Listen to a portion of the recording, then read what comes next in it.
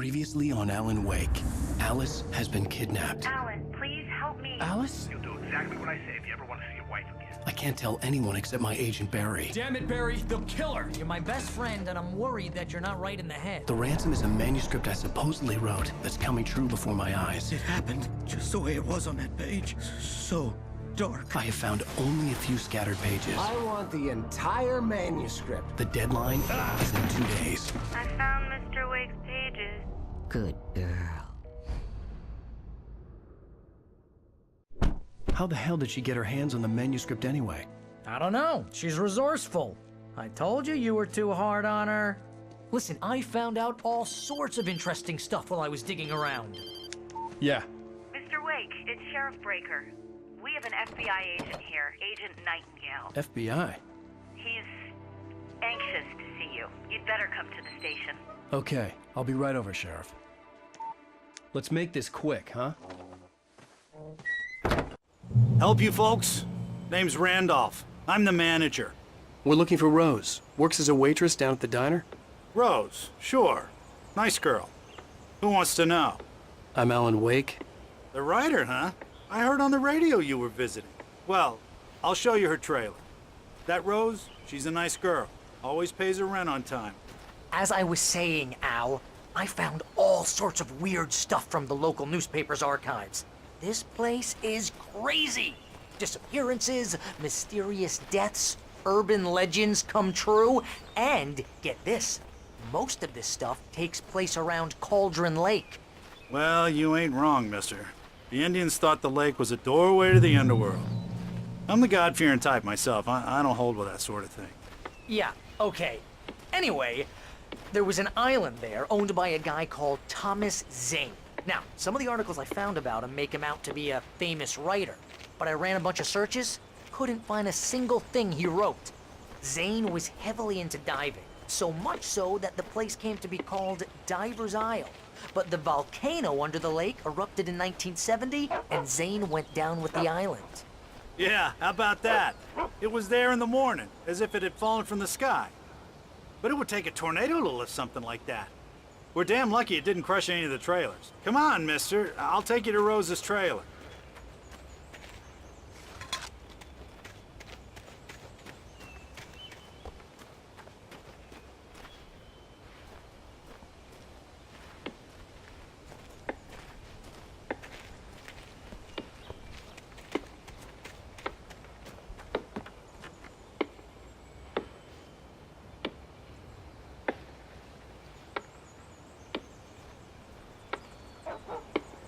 Just follow me. It's not far.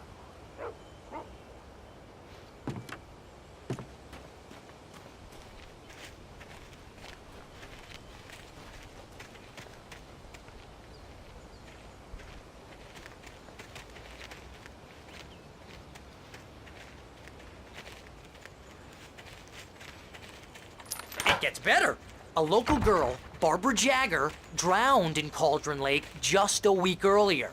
They were lovers. Sure, Jagger's a local spook story. The Scratching Hag comes for you in the dark. Childish stuff like that. Anyway, Al, I'm just getting to the best part. All of the articles about this stuff were written by Cynthia Weaver. I asked around, and she's that crazy bag lady you met. What, the lamp lady? She can be a little loopy, but she's not homeless or anything. Yeah, anyway, she knew both Jagger and Zane before they both died, and she had some kind of a breakdown.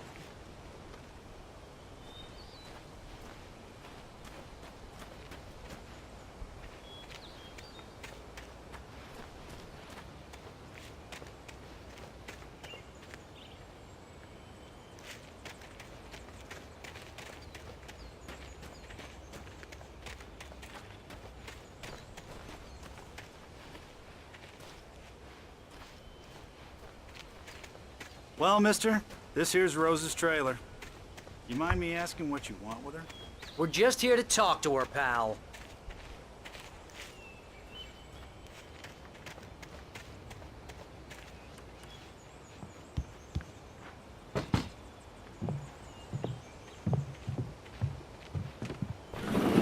Welcome to... Oh dear. Mr. Wake, I'm so glad you're here.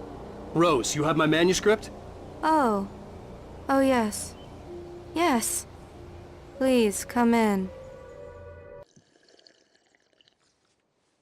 Hey, this is really good. Rose, Yes, my manuscript. I really need it. I understand. I know what you need. A muse to inspire you. Oh, for Barry? She doesn't have anything. Yeah, hey, Al? Al, what's... Oh... Barry! What? What?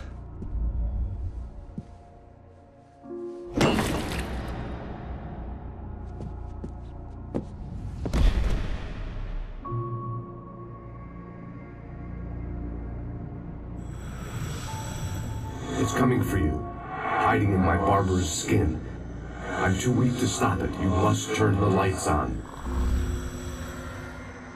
I promised I'd come visit you and your lovely wife. You must finish what you started. I insist. You must turn the lights on. Turn the light on. Back to work, boy.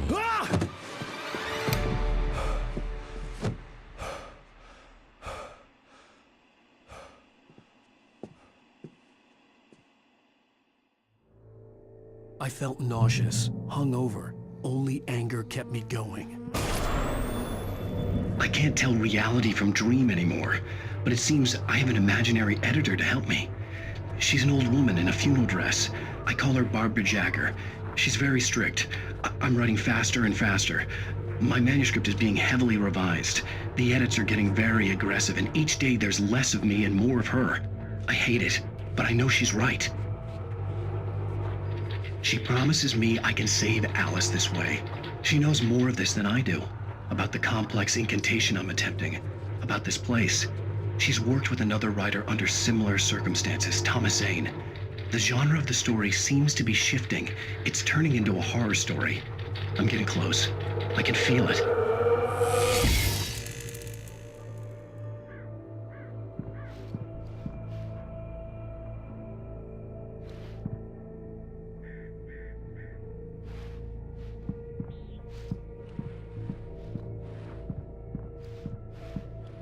Rose took a day from me. I had less than 12 hours left to meet the kidnapper. All I could do was get Barry into the car, work something out once I got on the road.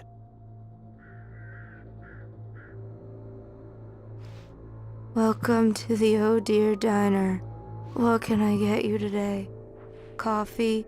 I couldn't work up much hate for Rose. Something had used her to get to me and left its mark. First refill is free. Milk and sugar on the My counter. gun and flashlight were gone. I'd have to find a way to get Barry into the car as quickly as possible. There was no time to waste.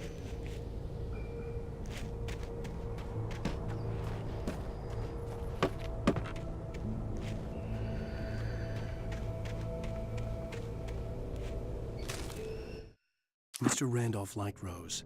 That little smile she had. How she was still sweet when life had tried so hard to make her bitter. It wasn't any of his business what she did in her trailer. But those strangers, the writer and his smart-ass sidekick, looked like trouble. And they'd been in there for hours, way past her normal bedtime. He reached for the phone and called the sheriff's station.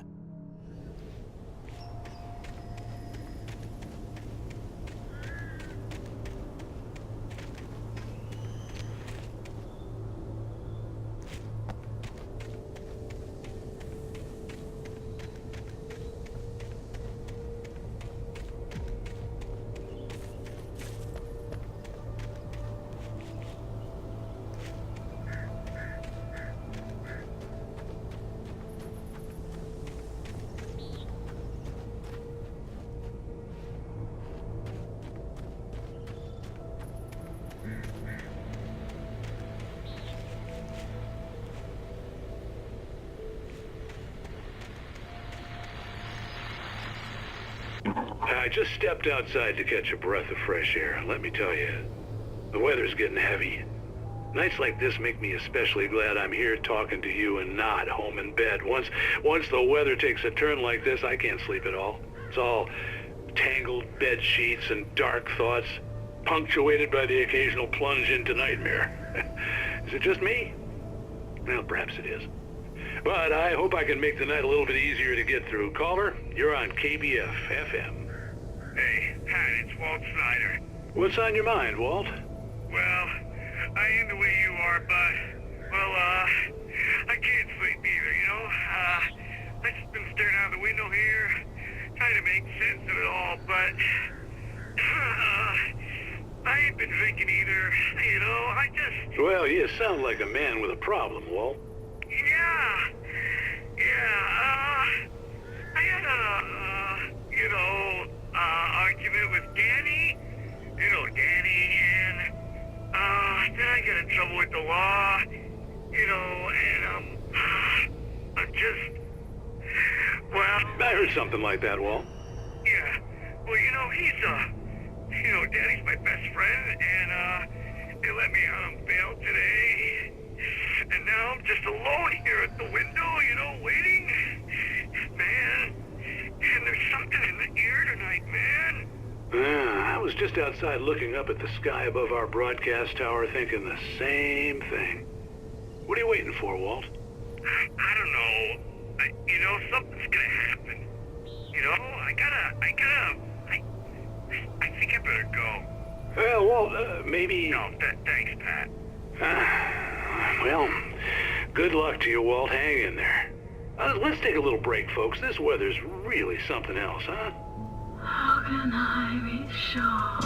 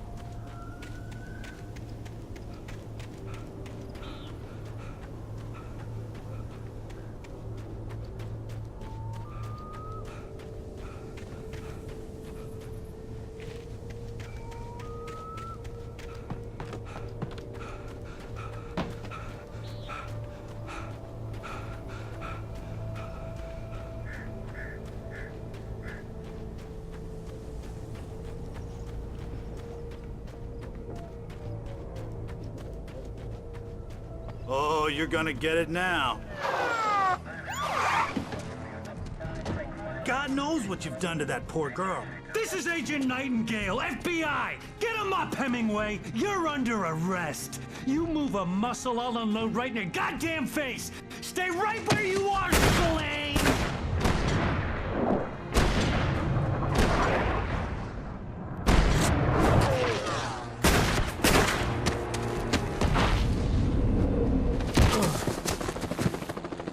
What are? I'm standing right here, you goddamn maniac!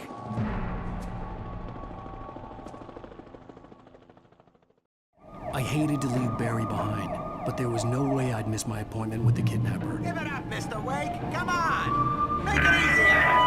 Get after him! Don't let him get away! Move it! Move it! Move it! I'll have your chance if you let him get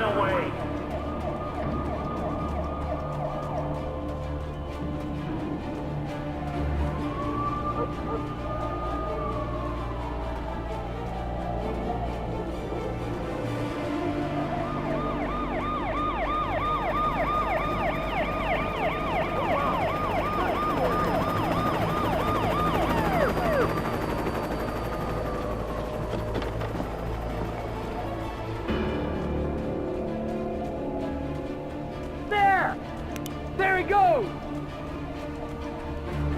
Okay, man, keep your eyes peeled. He's gonna try to make it through here. Oh, damn. Keep looking. Fan out! Whoa! Here he goes! Stop! I'm on the way! Keep an eye out! God damn it! Where did he go? Look away! Keep an eye out!